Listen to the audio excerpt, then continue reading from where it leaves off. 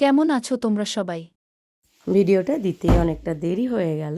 তো এটা হচ্ছে দশহরার দিন সকালবেলায় মামার বাড়িতে সবাই মিলে। আজকে সকালটা একটু অন্যরকম। তো সকাল সকাল স্নান করে আর এদিকে আমি একটু মেকআপ করে নিয়েছি। আর ওদিকে বাকিরা মানে ছোটো মামি, মা, বড় মামি ওরা সব পুজো দিতে গেছিলো। এখানে অনেক ভোরবেলায় পুজো হয়। প্রায় 4:30, 5টা থেকে পুজো শুরু হয়ে যায়। তো এখন বাজছে গিয়ে 7টা। আর এদিকে মায়েরা সব গল্প করছে আর ছোটো মাসি দণ্ডি কাটবে। তাই জন্য আমি সকালবেলায় যাইনি, যে একবারে মাসিদের সাথে যাব বলে। তো এদিকে 3 বোনে গল্প করছে। আর এই যে বাঁশ গাছের নিচেটা তো খুব ফাঁকা, মানে খুব হাওয়া দেয়। ওই জন্য এখানটা বাইরেটায় এলাম স্নান টান করে। এখন গরমটাও কম, রোদ নেই। তো এবার আমরা সবাই মিলে বেরিয়ে যাব। আর এই যে এটা হচ্ছে ঠাকুরঘর, পুজো করছে মামা। আর আমি, 2 মাসি আর মেসোমশাই, সুমন সবাই মিলে আমরা বেরিয়ে পড়লাম। আর খুব ভালোও লাগছিলো যেহেতু রোদটা ছিল না বলে। এই যে এটাই হচ্ছে মা মনসার মন্দির।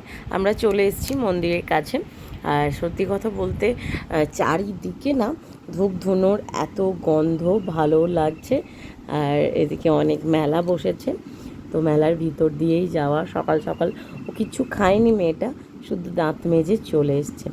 আর এদিকে সত্যিই তাই, এই যে ধূপ ধুনোর গন্ধ, চারিদিকে বাতাসে ভরা, দারুণ একটা পরিবেশ। আর সকালবেলা খুব একটা রোদ নেই, গরম থাকলেও, গরম তো আছে, মানে তীব্র রোদটা নেই বলে গরমটা কিছুটা কম। আর আমরা সবাই মিলে যাচ্ছি, পাশেই একটা শীতলা মায়ের মন্দির আছে, সেখানে একটু গেলাম, প্রণাম করলাম। যেহেতু মাসির এখনও দণ্ডি খাটতে একটু দেরি আছে, তো তাই এখানে প্রণাম করলাম। আর মন্দিরটা সত্যিই খুব সুন্দর। তারপর আমরাও এদিকে মন্দিরের কাছেই চলে এলাম।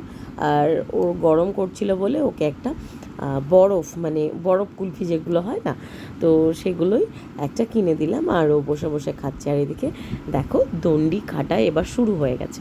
আর এই যে এটা হচ্ছে মায়ের মূর্তি, সবাই দেখে নাও, প্রণাম করো, ভালো লাগবে। তো এদিকে দেখো মাসি পুকুরে নেমে পড়ছে। আর সবাই মিলে দণ্ডি খাটা শুরু হয়ে গেছে। তো বেশি দূর না, মানে এটা ঘাটের মন্দির, ঘাটের মন্দির থেকে মেন মন্দির খুব একটা দূর না, মানে ওই 100 মিটার কি 200 মিটার এরকম হবে। তাও দণ্ডি খাটার তো একটু কষ্ট আছে, যাই হোক ঠাকুরের কাছে করতে গেলে এত কিছু হয় না। তো সকাল সকাল বলেই আরও কষ্টটা কম, রোদেরও খুব তীব্রতা নেই। তো এদিকে দণ্ডি কাটা হয়ে গেল, মন্দিরের এক পাক ঘুরলেই দণ্ডি কাটা শেষ। তো চলো, এদিকে দণ্ডি কাটা হয়ে গেল। তো এখানেই ভিডিওটা শেষ করছি। সবাই সুস্থ থাকবে, ভালো থাকবে, দেখা হবে অন্য ভিডিও। টাটা।